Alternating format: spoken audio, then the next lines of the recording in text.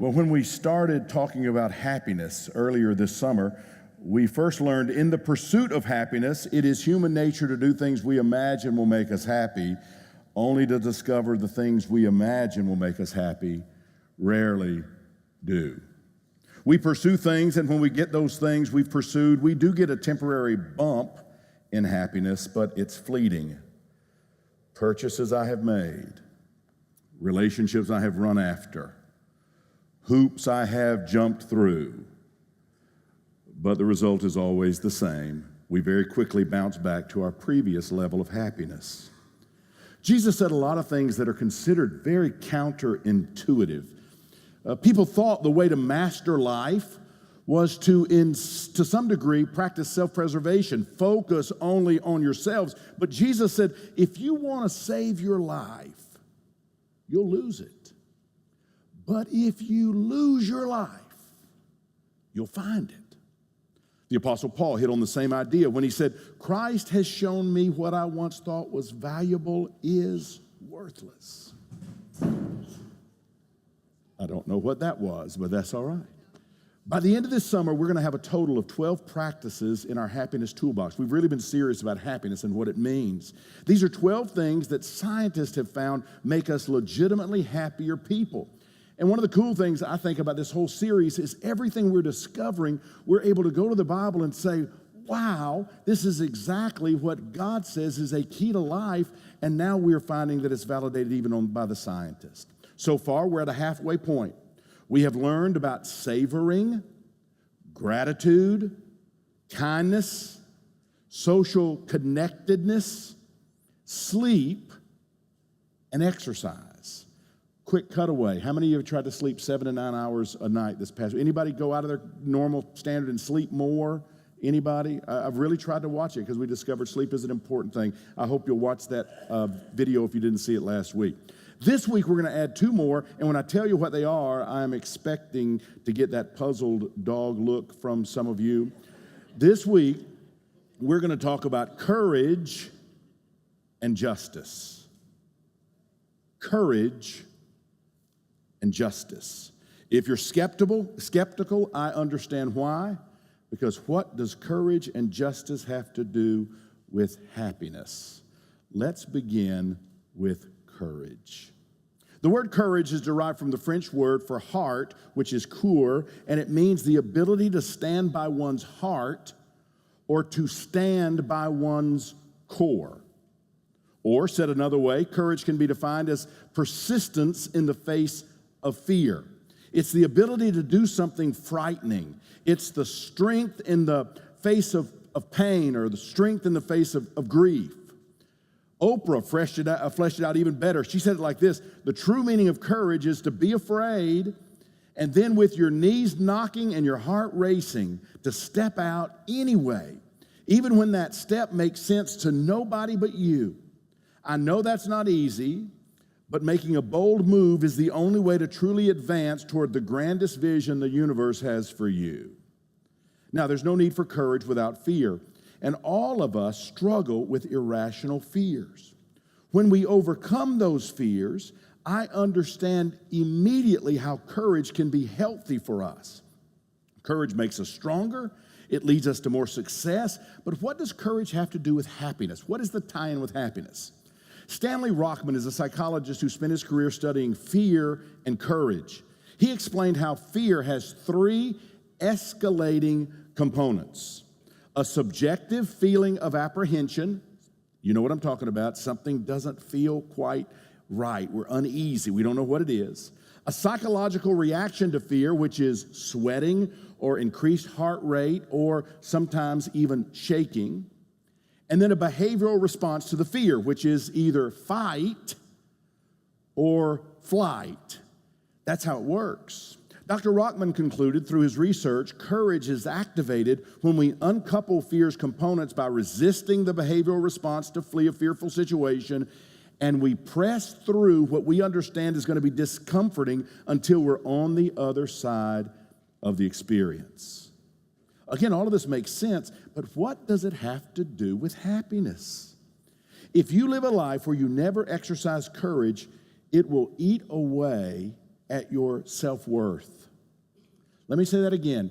If you live a life where you never face your fear, it will over time eat away at your self-worth. It will erode your ability to believe in your own value as someone who is made in the image of God. Psychologists and counselors have long been intrigued by the connection between low self-esteem and the failure to be courageous or to face your fears. This is a great paradox. Why is it there are so many people who have so many reasons to have a high sense of self-worth, but they don't have it?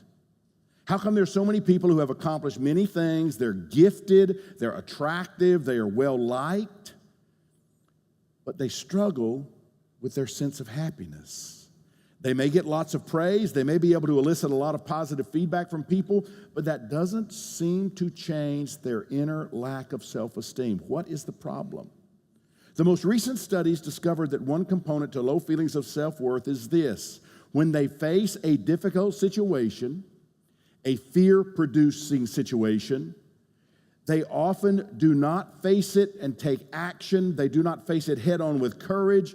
They actually choose to avoid the situation and flee from it. Question: how do you do when you face fear? Do you bail on the circumstance or situation and run away? Do you run and hide? Here's what they found. When people take action, even though things don't turn out perfectly, they get this surge of delight in them. You know what I'm talking about? When you do something, you've been scared to do this, and you know you're supposed to do this, but you're afraid, and then finally you do it. It maybe doesn't even turn out right. It might be a disaster for you, but there is something inside that says, I faced it. I walked through it. I was afraid, but I didn't let my fear hold me back. I did a hard thing. I took on a difficult challenge. I faced my fear directly. I exercised real courage. When that happens, you grow. When that happens, you become a happier person. There's no question you learning to be courageous is a key for you living a happy life. And it's not easy.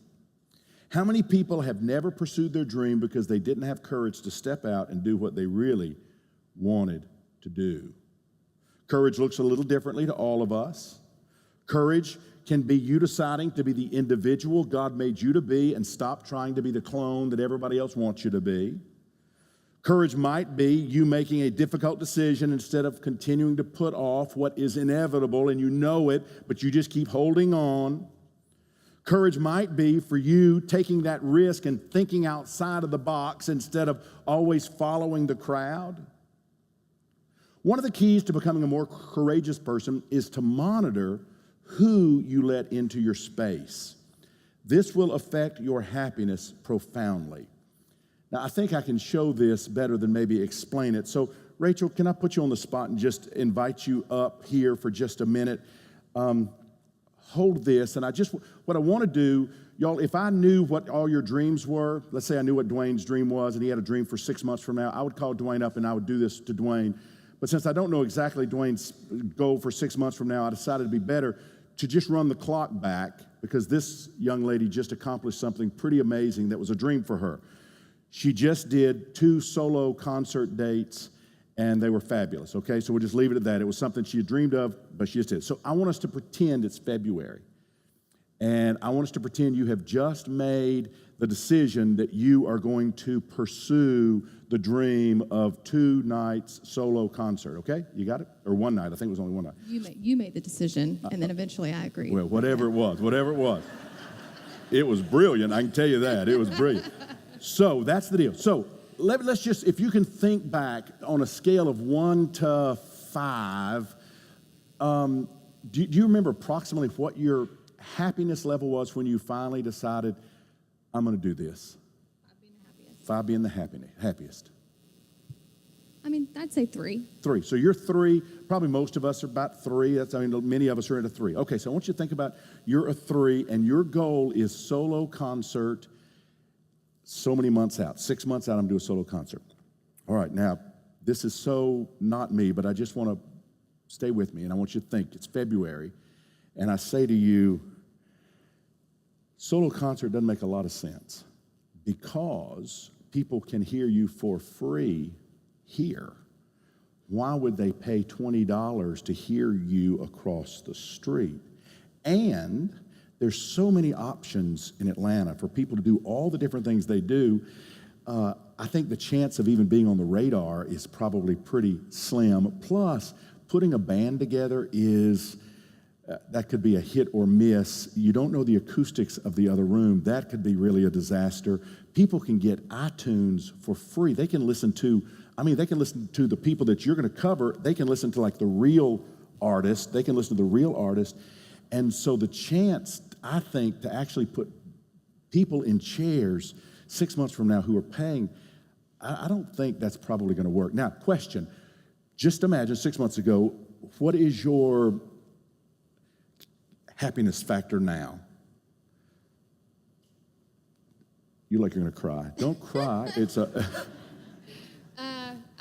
less than 3. Less than 3. So you just feel it sucked out of you just a little bit. Now, same scenario. She says, hey, I've got this idea. I want to do a concert.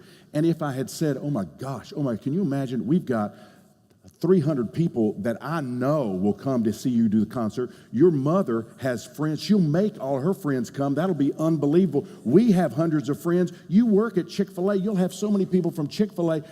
Can you even imagine how many people? We may need to book a week. This is going to be the big. Now, if I do that and I don't discourage you, I encourage you, what is your happiness factor? 7. 7. And so it goes up. Give her a nice hand. Thank you. That's what I wanted people to see. That's what I wanted you to get is the happiness factor. When you have a dream and you're facing something, if you put the wrong people in your life, they will not encourage you, help you walk through what needs to be walked through. They will discourage you. They will suck the life out of you, and your happiness will begin to go down. That's what I wanted you to see. Now, the Bible specifically encourages encouragement. So we want to learn how to encourage people so they can walk through their dream, walk towards their dream, but also we want to be an encouragement to other people. Joshua 1:9 says this, I've commanded you, haven't I? Be strong and courageous. Don't be fearful or discouraged, or don't discourage yourself or allow anyone else to subtract from your courage, because the Lord your God is with you wherever you go. Paul said in 1 Thessalonians, try to get along with each other. My friends, we beg you to help anyone who isn't getting life right. Encourage anyone who feels left out. Help all who are weak and be patient with everyone. Don't be hateful to people just because they're hateful to you. Rather, you be good to each other and to everyone else. Encourage anybody who feels left out. Encourage.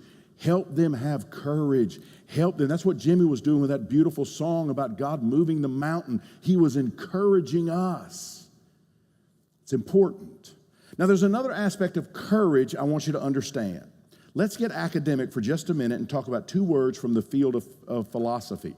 I want you to understand these 2 words because they each have something powerful to teach us as we think about the pursuit of happiness. Each of these words represents a different way or a different path people have pursued to try to get happy. The first word, or path, is a word you probably never heard in church, and it's the word hedonism. How many of you know what hedonism is? I think many probably do. Hedonists believe people have an innate right to do everything in their power to pursue and experience pleasure and to avoid pain. That's the whole issue. Experience pleasure and avoid pain. It's a valid way to live, but it's ultimately very difficult to sustain. To sustain hedonistic happiness, you have to constantly seek new experiences and new sources of pleasure, and it's most closely connected to those things that only deliver temporary bumps in happiness. It's very much like being on a treadmill. When you stop walking, it stops working. So you're constantly trying to find the next big experience, the next big experience, the next big experience. The hedonistic path to happiness is largely self-focused rather than community-focused.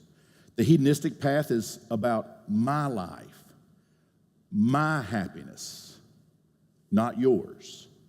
It is a way to live your life, but I would argue it is not the healthiest path toward happiness. The second word or path is eudaimonia. Now that's a word that most are not familiar with, eudaimonia. It's a Greek word that is sometimes translated happiness or welfare, but the best translation is human flourishing or prosperity. The eudaimonic path to happiness is what the village is all about. It's a community-focused approach to happiness in which we seek meaning for our lives by serving and contributing to something bigger than me, bigger than just you. It is life about us, the world collectively, not just about me. Psychologist and happiness expert Lowry Dothwaite says the eudaimonic approach takes the long view. It argues that we should live authentically and for the greater good. We should pursue meaning and potential through kindness, justice, honesty, and courage. It takes us back to that odd thing Jesus said, if you want to save your life, you'll lose it. But if you lose your life, you'll find it. In other words, if you're being courageous only for yourself, not good. You have to be willing to sublimate your interest for the interest of all people or the common good. In other words, courage is not only for my advancement, it is for the advancement of everybody in the community. We're honored to be represented in the House of Representatives by someone who has so much to teach us about courage. He was arrested over 40 times without losing his commitment to nonviolent resistance to racism and discrimination. One of the highlights of mine and Jane's life is that we have met and talked to Congressman Lewis several times. In 2001, Congressman John Lewis was awarded the John F. Kennedy Profile in Courage Award for Lifetime Achievement for his extraordinary courage, leadership, and commitment to civil rights. In his acceptance speech, Congressman Lewis said this: "Courage is a reflection of the heart. It is a reflection of something deep within the man or woman or even a child who must resist and must defy an authority that is morally wrong. Courage makes us march on despite fear and doubt on the road toward justice. Courage is not heroic, but is necessary as birds need wings to fly. Courage is not rooted in reason, but rather courage comes from a divine purpose to make things right." I've discovered the bigger life always looks out for others.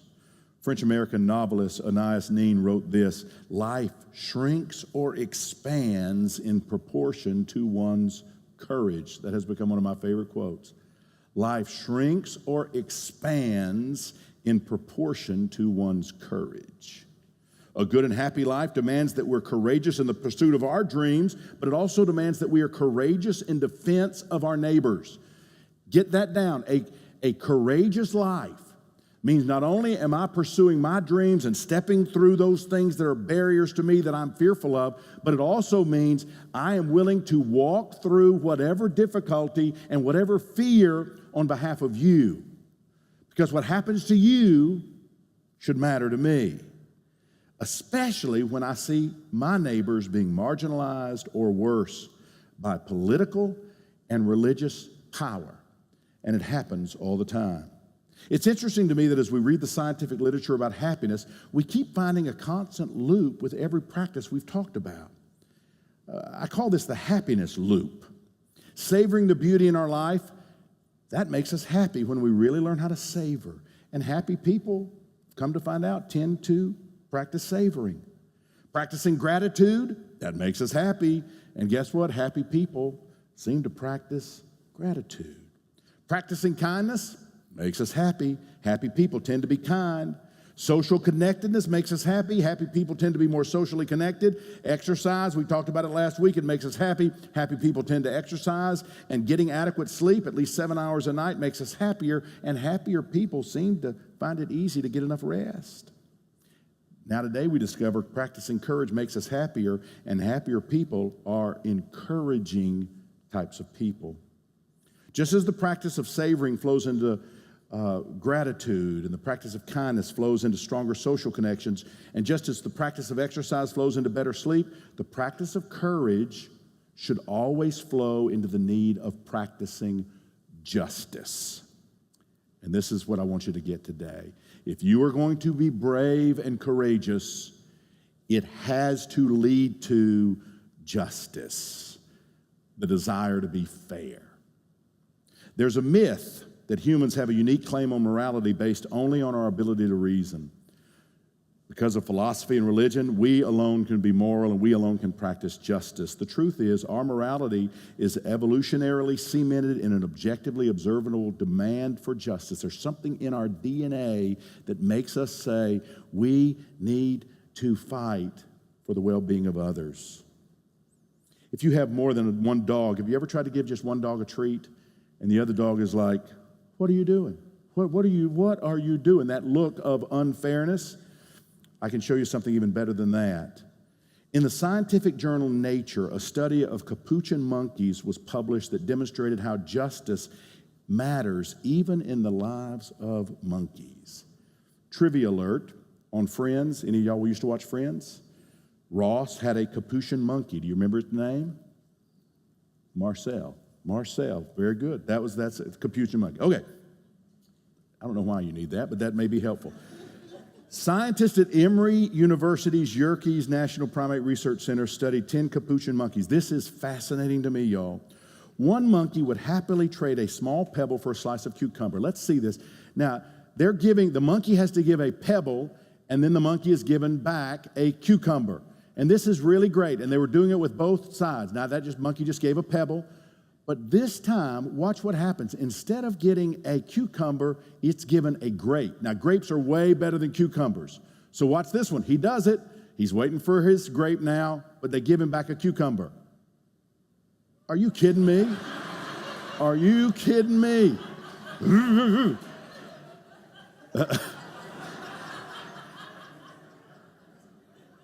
I love that. Now, and they keep doing it. Now, one of the fascinating things, and we don't have this on video, but I'll tell you, and I want you to go home and look it up because it is a fascinating research that blew my mind. After the one is given the grape and the other one is only given the cucumber, after a while, even the one that gets the grape says, "This is unfair," and begins to reject the grape because the one next door isn't getting the same thing. Is that fascinating? That in a monkey's DNA is a sense of fairness that says, at first it didn't notice it. It's just eating the grape, happy, happy, happy. But then in the end, something is different. It's almost as if we are designed to care about equity.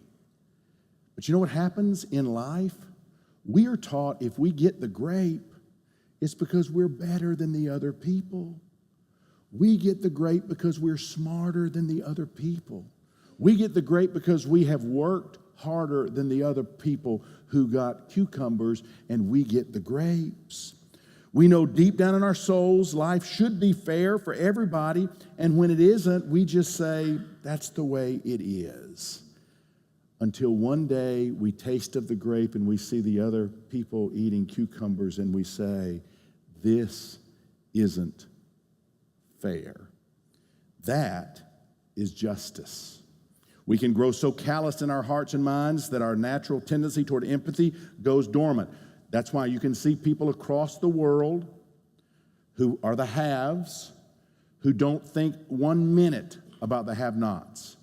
But in a soul that is still soft and still malleable, you find people who wake up and say, this doesn't seem right. There's a popular image that's been shared widely on social media in an attempt to illustrate the difference between equality and justice. Here's the slide. Equality. Notice how all three are given the same size boxes to stand on. Well, that's great for number 1 and number 2, but number 3, that's not working so well. Justice would say, no, we want to make sure everybody's result, everybody has a chance to be able to see the field. Everybody has that opportunity. Justice is about fairness. It's about making sure people get access to the same opportunities regardless of disadvantages that create barriers to participation. I went to Baptist University and I went to Baptist Seminary, and I've been preaching nearly 40 years. Justice is the dominant theme in the Bible, and I am preaching about it for the first time today. It is the dominant theme of the Old Testament prophets. It is 100% what they say. What you have are the priests who argue that it's all about the ceremonial system that was put into place when Moses was leading the people out of captivity, and they moved into the promised land, and they were given all these laws. And so the Levitical priestly system was saying the key is you've got to keep all the laws and all the commands. And then the prophets come along, and the prophets say that is so not it. What it's all about is, are you looking out for the poor person? Are you looking out for the traveler coming through your community who doesn't have a home? Are you looking out for the weak? And every time Israel forgets that, they get big, strong, and powerful, and then they, the ones who have been slaves, now they become the ones who enslave other people. What happens? Everything falls apart. They're taken into captivity. They lose everything. Now they're crying by the river saying, life is horrible. This is so terrible. And once again, the prophets come along and say, that's why you should have listened to us. This is all about love for the poor, compassion for those who don't have, reaching out and being good to people instead of trying to lord over them. Don't you understand? Proverbs 21:15, when justice is done, good people are happy. Evil people are brought to despair. Amos 5:24, let justice roll on like a river, righteousness like a never-failing stream. Micah chapter 6, verse 8, no, the Lord has told us what is good. What he requires of us is this: do what is just, show constant love, and you live humbly in fellowship with your God. That's the entire message of Jesus. You look at Jesus, Jesus' whole life was a life demonstrating what justice looked like. He rejected racism and sexism. You know how he did that? He sat down with a Samaritan woman and he spent the morning with her. That was against every code. That was against everything. He didn't care because he was practicing justice. She was made in the image of God. She was an image bearer of God. He would sit and he would talk to her because she mattered. He dignified second-class citizens. Listen to him tell the story of the man wounded on the side of the road. He could have made anybody a hero, but he made a race of people that were despised the hero. If he were in some places in America today, it wouldn't be the good Samaritan who helped along the way. It would be the good Muslim who helped along the way, because people think that all Muslims are bad, which is so ridiculous.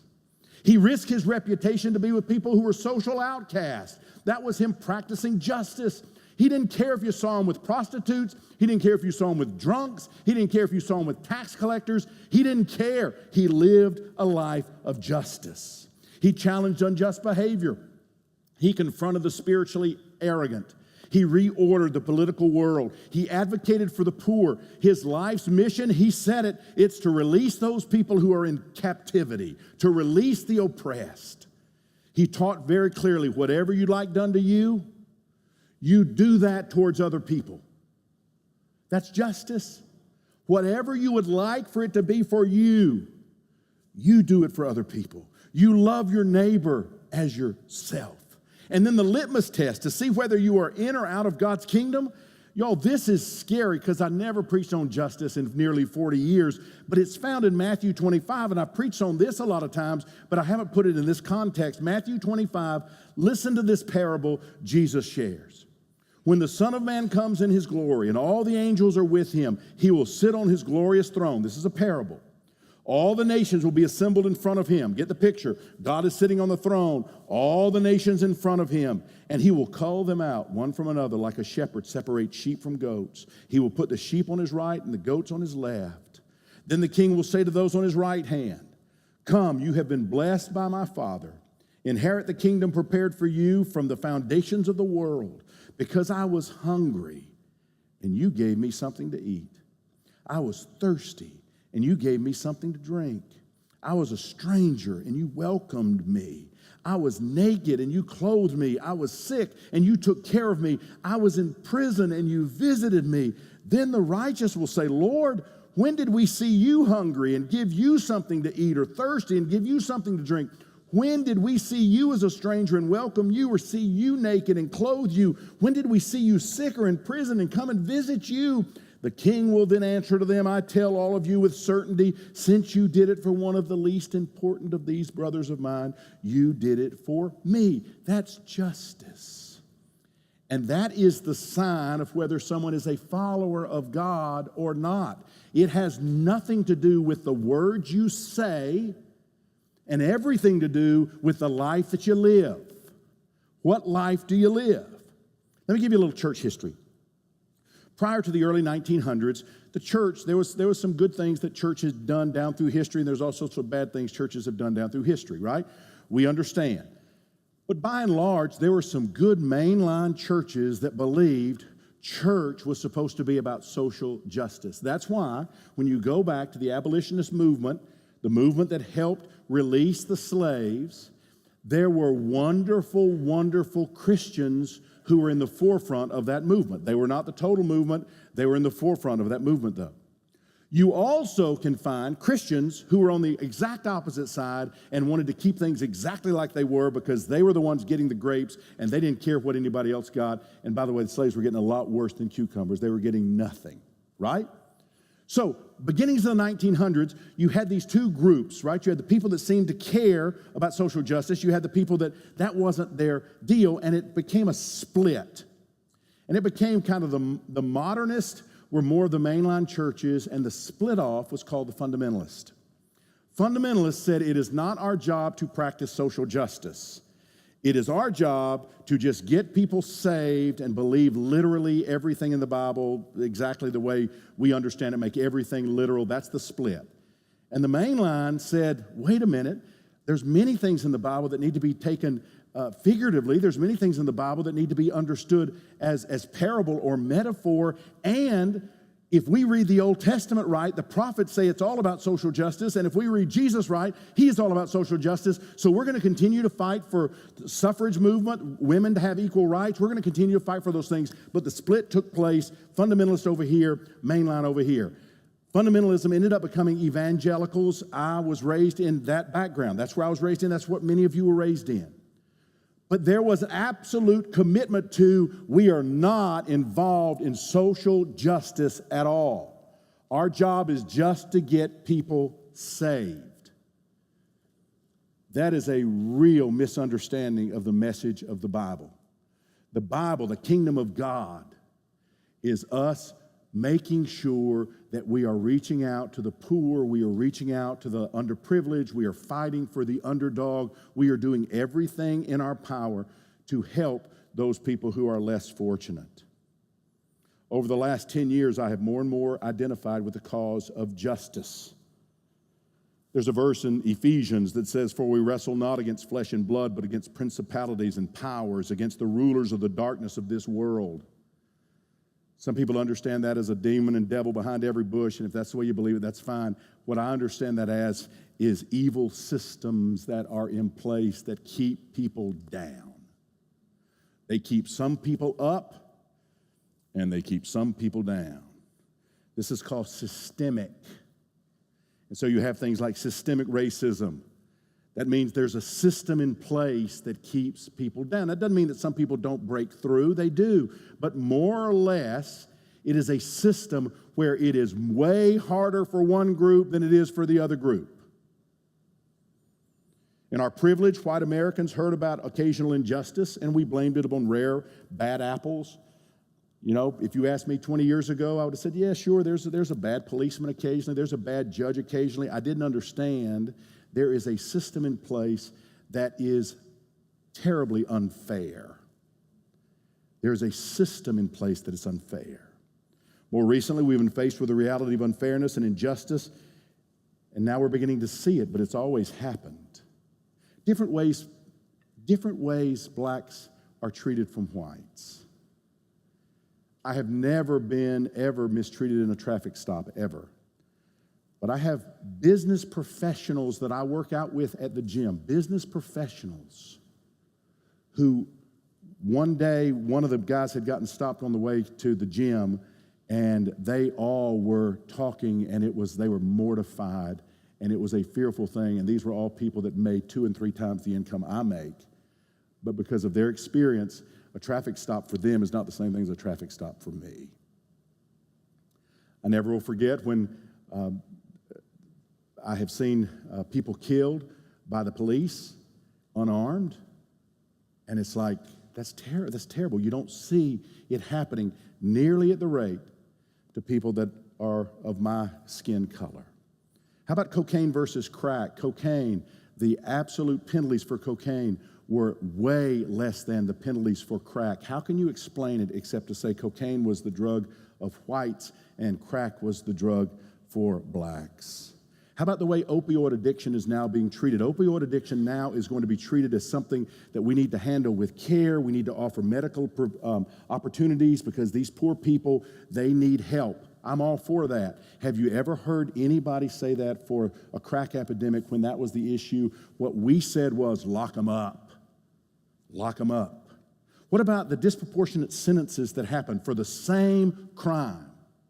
Look at it. Look at what happens to white America and what happens to black America.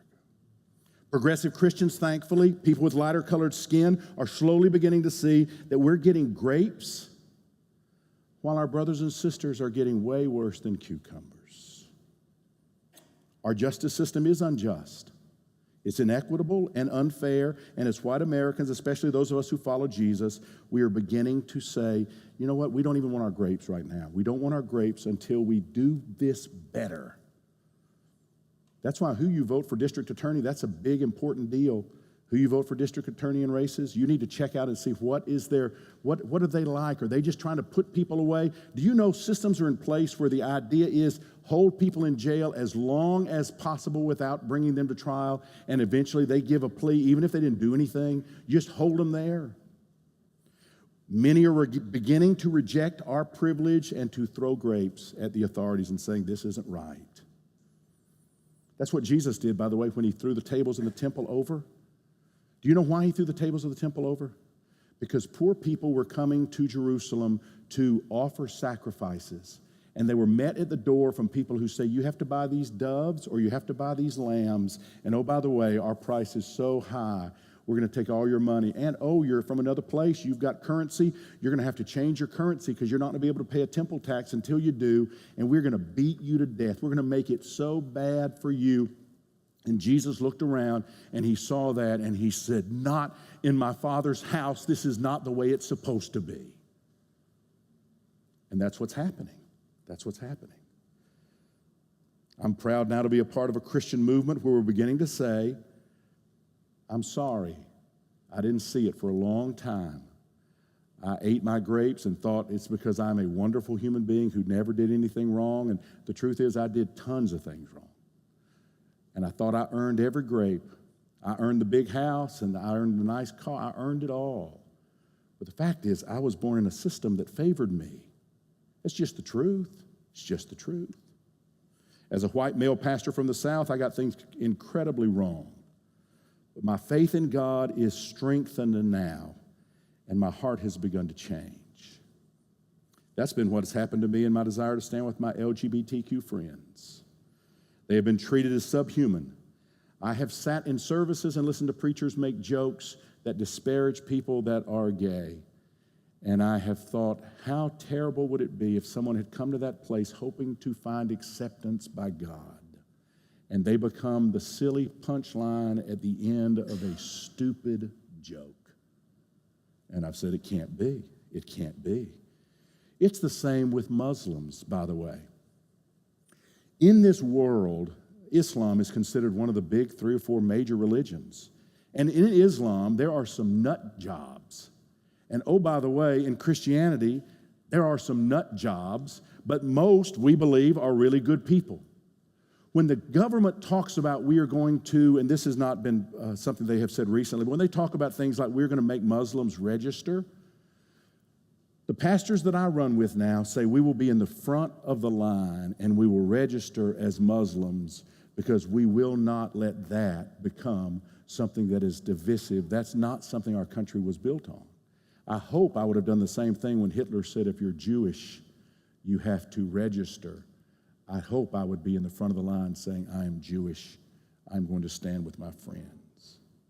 At the Village, we stand with our brothers and sisters in the fight against racism. We stand with women in their fight for equal pay and health care choices. We stand with our LGBTQ friends to be who you are and to love who you want to love. We are committed to being a contrast to religion that judges and condemns. We don't find that anywhere in the Bible. We are people who work hard at learning to be good at empathy. We work hard to be people who love each other as much as is humanly possible. Jesus stood up to the political and religious powers during his time that he was alive to make the point that love is the thing. Monkeys get it. Humans sometimes get it. We seem to be designed to care about fighting for justice, and when we do that, we find happiness on a level that is mind-blowingly wonderful. The practice of standing for justice is only possible when we've worked on practicing courage. All the practices we talked about before today are obvious in retrospect. The two things we talked about today are not as obvious, but they are possibly the most powerful practices you can develop. You want to be a happier person, you get courage, and then you fight for the underdog, and those two things will help you be happy. I can't be happy when you're not. Justice demands that if you're not okay, then I'm not okay. We only reach our happiness potential when we're holding each other tight through the painful struggles of life. That's justice. So let's work on it together, okay? Let's love each other. Let's be brave. And let's fight for justice. Wherever you see it, fight for justice. I've begun to do that, and I'm beginning to see walls fall around me. And I've begun to see people heal, and the kingdom of God become real to me. It is making me a happier person. Would you bow your head, please? God, we thank you for this day.